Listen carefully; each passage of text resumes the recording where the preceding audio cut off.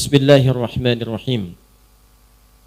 Dari akun Ahmad Maulana. Assalamualaikum Ustaz. Waalaikumsalam warahmatullahi wabarakatuh.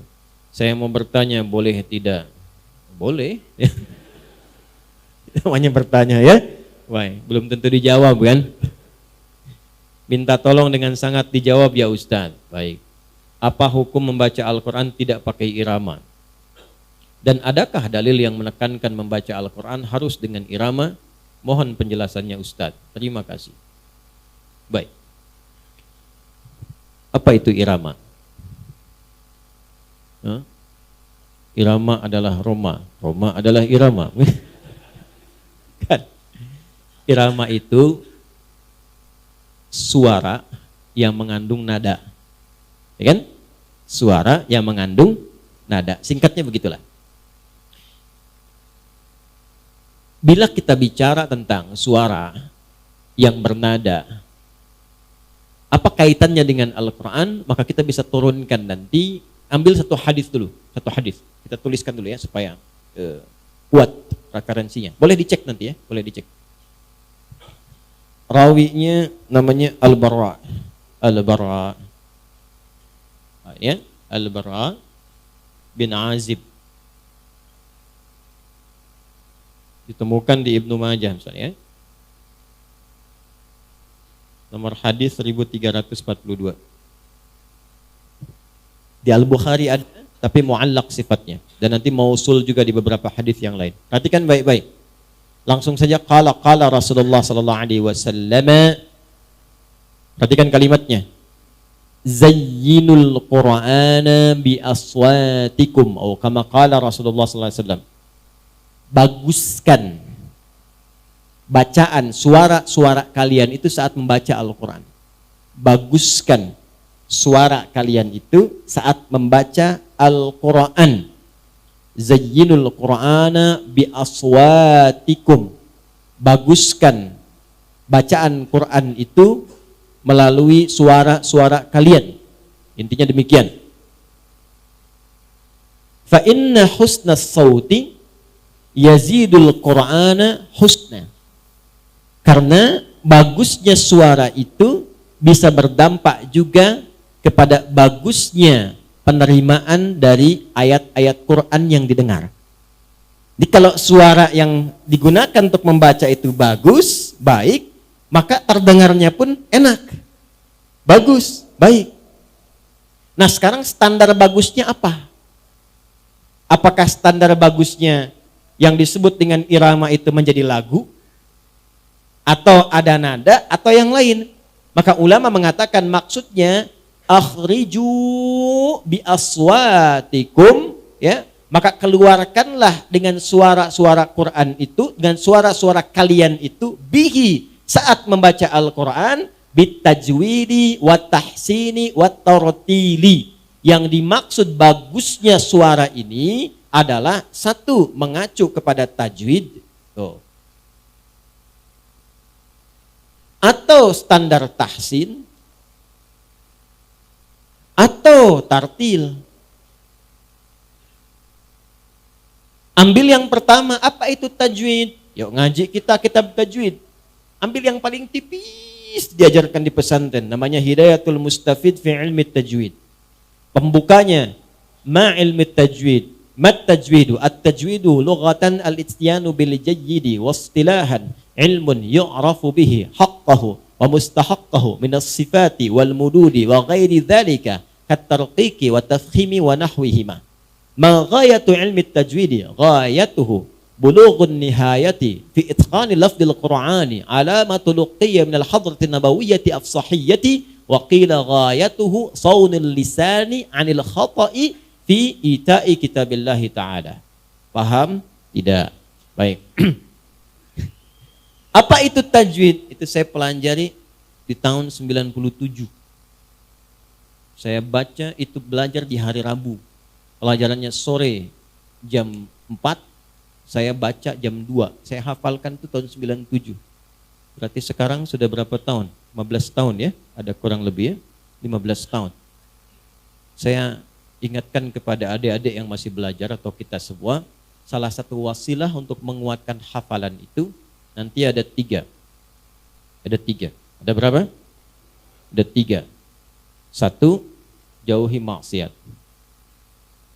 Yang kedua, tingkatkan taat. Rajin sholat, tahajud, rajin baca Quran. Yang ketiga, ini penting nih ya. Bisa doa orang tua atau memuliakan guru. Jadi kalau sedang belajar, kita mohon kepada Allah berkahnya guru. Apa di antara caranya untuk menghindari, untuk tahu aib-aibnya guru? Jadi kalaupun kita tahu ada salahnya misalnya, dan memang manusia itu tempatnya salah, maka jangan berusaha mencari kesalahan guru. Itu saya praktekin betul. Yang pertama, di antara yang mempraktekkan ini dari ulama besar kita, namanya Syekh Nawawi dari Banten, Syekh Nawawi Al-Bantani. Itu kalau mau datang ke majlis ilmu, beliau biasa sodakoh dulu. Sodakohnya diniatkan kepada Allah supaya dihindarkan diri dari melihat aibnya guru. Makanya jadinya berkah, ilmunya banyak. Dan itu memberikan kekuatan. Nah, gabungan semua itu disebut takwa. Di mana dalilnya? Al-Baqarah di ayat 282 di ujung akhirnya, paling kiri sebelah bawah. Wattaqullaha wa yu'allimukumullah. Apa itu tajwid? Tajwid itu menghadirkan sesuatu dengan baik dan benar. Kalau terkait dengan Quran, membaca Quran sesuai petunjuk yang diberikan oleh Nabi SAW dengan aturan-aturan tertentu, mengucapkannya benar keluar dari tempatnya, plus dengan karakter sifat-sifat hurufnya. Singkatnya demikian, sehingga keluarlah panjang-panjang, pendek dibaca pendek. Tahu kapan menyambungkan, tahu kapan berhenti. Itu makomnya tajwid. Apakah dibaca berdengung? Apakah dibaca disambung? Apakah harus berhenti? Makomnya tajwid. Nah, di antara pembelajaran tajwid itu, ada nanti materi-materi yang mengajarkan kita bacaan-bacaan tertentu. Misal, yang paling gampang. Ada yang namanya mad, dibaca panjang. Ya, baik mad tabi'i, singkat dengan 2 harakat. 2 harakat tuh gini, asalnya harakat begini 1, ditambah lagi 1 begini. 1 tambah 1, jadi 2, biasanya dipasangkan tanda begini. 2 harakat itu kalau kita baca cepat di sini, tambah kecepatan yang sama dengan ini. Ya, misalnya fataha begini, fataha, fataha, fataha, tambah lagi pakai alif misalnya, begini. Alif ini gambaran ini, 1 tambah 1, jadi 2, jadi begini tandanya. Maka dibacalah 2 harakat, 2 harakat itu gabungan baca ini dan ini. Ya, fathah dan fathah. Fataha, fataha, fataha. Nah, kalau nanti 4 harakat, tinggal 1, 2, 3, 4. Kalau mau rumus cepatnya begini, setiap 2 harakat itu, taruhlah kita ambil misalnya 1 detik. Ya, jadi kalau 4 harakat berapa detik? 2 detik. Ya, kalau 6 harakat berapa detik? 3 detik. Setiap 2 harakat 1 detik, itu paling gampangnya. Ya, misal kalau 2 harakat 1 detik saja. Alif lam mim. Dzalikal kitab. Dzalika 1 detik saja. Dzalikal kitabu la raiba fihi. Hudal lil muttaqin. Mad arid li sukun bisa 2, bisa 4, bisa 6. Kalau mau 2, 1 detik. Hudal lil muttaqin. Ya, 4, 2 ketukan, 2 detik. Hudal lil muttaqin. 6 harakat, 3 detik, gampang. Hudal lil muttaqin. Selesai. Gampang kan? Halo, gampang? Gampang ya? Nah, ini tajwid. Jadi kalau kita belajar tajwid dari panjang dan pendek saja, itu otomatis akan melahirkan suara yang menghadirkan nada. Itulah irama. Makanya otomatis belajar Quran pakai tajwid itu pasti akan keluar irama. Dan yang paling menarik, irama Quran itu 1, beda dengan musik. Makanya iramanya nggak bisa disebut musik. Awas ya, iramanya nggak bisa disebut apa? Musik. Ada 2 nanti irama yang nggak bisa disebut musik. 1 Quran, yang kedua adzan. Jelas? Karena itu musik sudah ada di zaman jahiliyah. Jangan salah. Sudah ada. Karena untuk membuat syair, syi'arun, orangnya syair, jamaknya syu'ara. Untuk membuat syair itu syaratnya 4. Syair, itu syaratnya 4. Di antara 4 itu ada fasahah, harus fasih kata-katanya. Nggak boleh a i e a i e a i e. Yang kedua, khayal, ada imajinasi. Semakin tinggi imajinasi, semakin kuat ya daya pikat syairnya. Yang ketiga apa? Ada unsur musik. Makanya nanti ada notasi di jahiliyah itu. Notasinya dikenal dengan bahar namanya. Ada 16 bahar. Ini ilmunya arud namanya. Ada 16 notasi. Ada rumus tawil yang pertama. Tawilun lahudunal bukhuri fadailu. Fa'ulun mafa'ilun fa'ulun mafa'ilu. Kifa nabki min dhikra hadal habibi bihadal manzili. Bisaqtili wa bainad dakhuli fahawmali. Ya. Kifa nabki dzikral habibi wa manzili bisaqtuli wa wainad dakhuli fahawmali. Itu tawil. Ada yang mustaf'ilun mustaf'ilun mustaf'ilun mustaf'ilun mustaf'ilun mustaf'ilun rajaz. Sautus safiril bulbuli hayyaja qalbi thamili al-ma'u wa zahru ma'a zahri lahdhul muqali fa anta ya sayyidali wa sayyidi wa maulali fakam tayammuni ghazayyilun uqayqali kataftuhu min wajnatin min fi'li hadzal rajuli faqala la la la la faqad ghada muharwili wa wal walad wali ya wailali faqultu la tuwalwili fabayyin lu'lu ali qalat tauhina kadza in harwadidul muqali kahatan kakailali tabuli. Oh, bisa diulang? Ada madid, mufa'alatun fa'ilatun. Ya, apa jadinya? Dipraktekkan. Tala'al badru alaina min thaniyatil. Itu madid, itu rumusnya. Orang jahiliyah udah punya semua, ada 16 rumus. Udah ada. Makanya ketika Quran diturunkan, nggak ada formulasi irama-irama yang menggunakan 16 ini.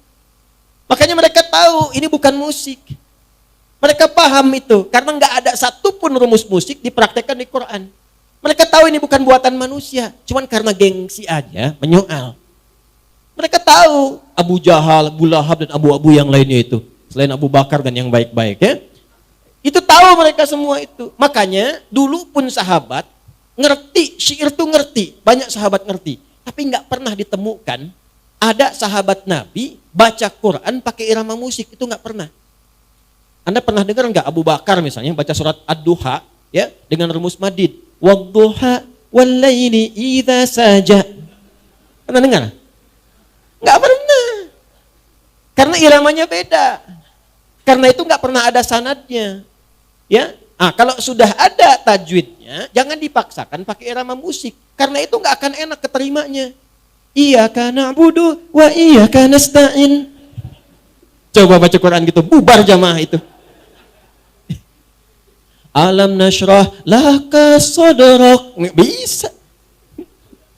Wa wada'na anka wizrak. Nggak bisa. Coba aja Anda. Jangan ya, jangan. Jadi kalau sudah ada tajwid, nggak usah pakai langgam yang aneh-aneh. Nah, mau langgam Jepang, langgam Cina, langgam Jawa, langgam Sunda. Orang nggak, yuk popuh lah, daminati lada, nih baca Quran nanti, nggak bisa. Ya, bubui bulan, sangran bentang, alam taro, kaifa fa'ala rabbuk, nggak bisa, nggak enak keterimanya. Jelas ya? Jadi nada di Quran itu, irama Quran itu bukan musik yang dimaksudkan di musik-musik biasa. Bukan itu, beda. Itu dihasilkan dari tajwid. Karena itu sentuhan ke hatinya pun lain. Dan dahsyatnya, setiap orang yang belajar tajwid, itu akan keluar bacaan Quran dari lisannya yang menandakan irama-irama secara pribadi masing-masing. Itu bisa beda satu dengan yang lainnya. Mau disama-samain akan ketahuan. Bismillahirrahmanirrahim. Oh iya masih cecep. Udah ketahuan. Ya orang tua kita dulu tuh. Kan gak ada lagu-lagu yang aneh-aneh. Tapi kita tuh tahu dan merasakan betul bacaannya. Tulus, enak. Jadi kalau kita ngajinya benar, diikutin tajwid, keluar irama sendiri. Itulah mukjizat Al-Quran. Jadi gak bisa ditiru siapapun. Alhamdulillahi Rabbil Alamin Ar-Rahmanir Rahim. Siapa itu? Sudais, Ustaz Adi.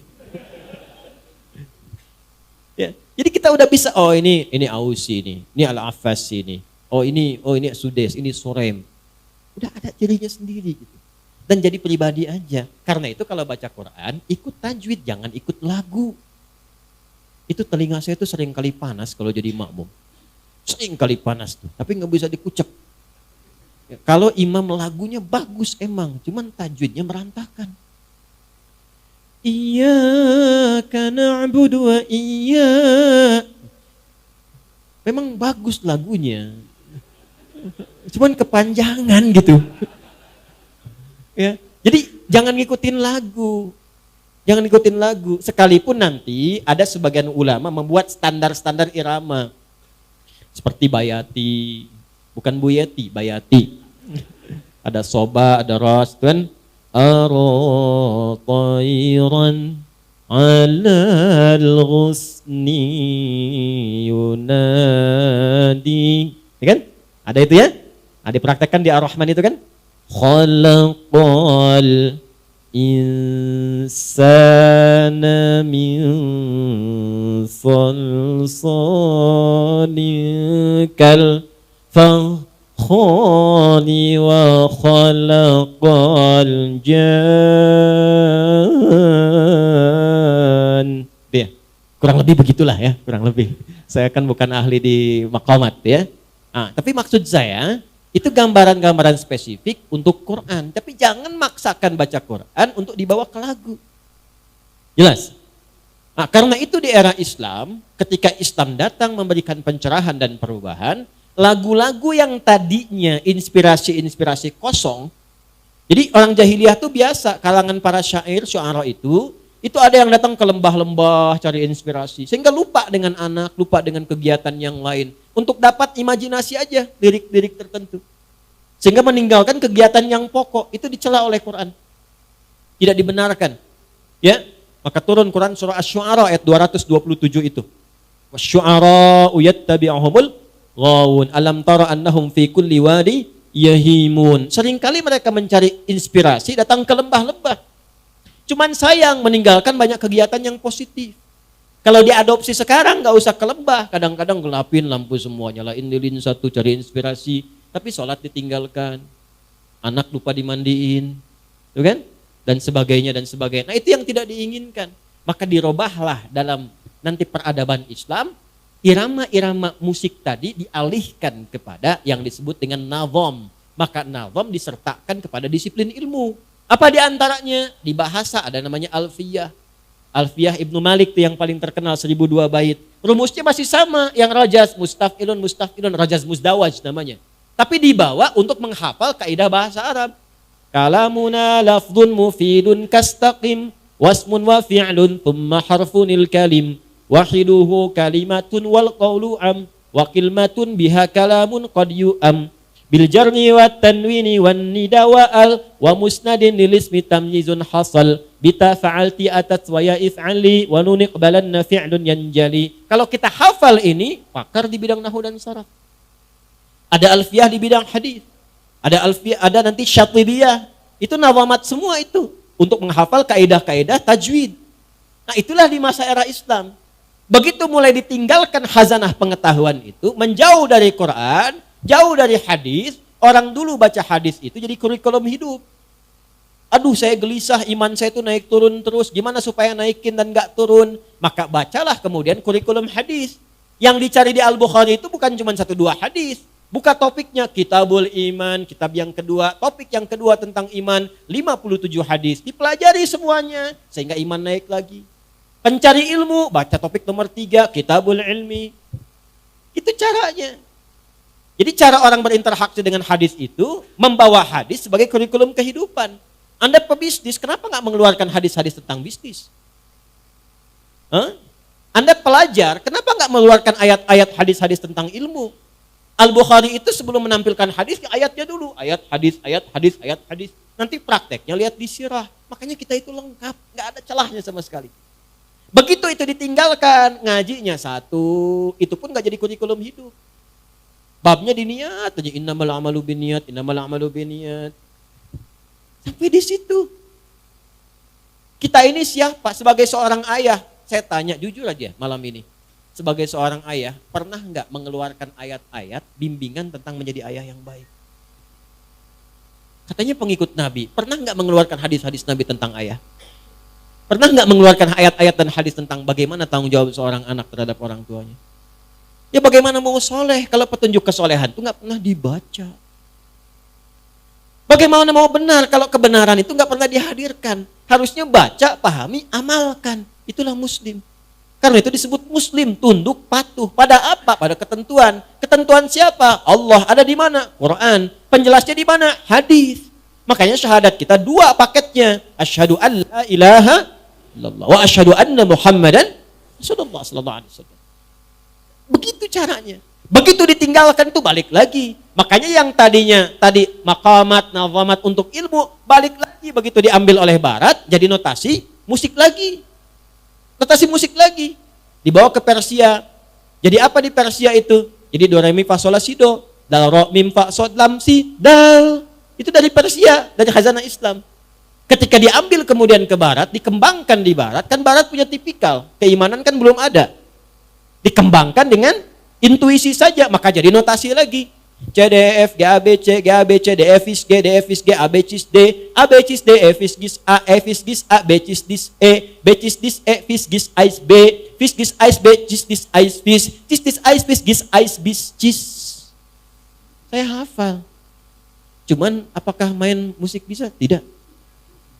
Megang gitar? Bisa, megang. Main? Tidak. Gitu. Karena memang saya bukan di situ. Dan tidak terlalu suka saya. Ya, karena gelombangnya nggak sama dengan Quran. Gelombangnya nggak sama. Tapi ada kebutuhan riset untuk mengetahui hukum.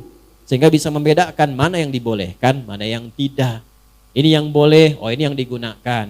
Ini yang tidak boleh, jangan dilakukan. Kapan jadi boleh, kapan jadi tidak. Dalilnya mana, alasannya apa, kaidahnya apa. Sehingga keluarlah produk hukum. Itu kepentingannya. Halo? Wah ya. Saya kira terjawab ini ya. Nah, jadi yang paling dipentingkan itu adalah irama yang dimaksudkan memperbaiki bacaan dari segi tajwid. Tahsin, ya, tahsin bagusnya bacaan secara benar disampaikan. Tartil terukur sesuai dengan hukum-hukum, kapan dibaca panjang, pendek, waqaf, ibtida, ya, dan seterusnya. Itu yang dimaksudkan. Adapun nanti irama akan muncul dengan sendirinya yang menyesuaikan dengan kepribadiannya. Makanya ketika keluar bacaan Quran itu dahsyatnya. Itu bisa menjadi syifa untuk pribadinya dan rahmat. Rahmat memberikan ketenangan, syifa memberikan kekuatan dan kesembuhan. Jadi kalau rajin baca Quran, rajin ya, sesuai tajwid, yang pertama Allah akan berikan kelapangan pada hati kita. Makanya orang ahli Quran itu hatinya cenderung lapang. Nanti manfaatnya itu akan dibawa mudah menerima ujian-ujian hidup. Ya, jadi ketika mendapatkan masalah itu, nggak cepat merespon dengan kegelisahan dan nggak banyak curhat. Miftahul Jannah, masjidna menit tebihnya, tulis gitu. Buat apa dituliskan? Kan udah ada odong-odong depan. Naik selesai. Ya, tapi kalau kita lapang, enak gitu keterima. Apapun itu, wajar. Kesulitan itu wajar. Ya, tapi tidak wajar menjadikan kesulitan sebagai keluhan, karena itu bukan solusi. Jelas? Oke, itu ya. Yang kedua syifa. Syifa itu penyembuh.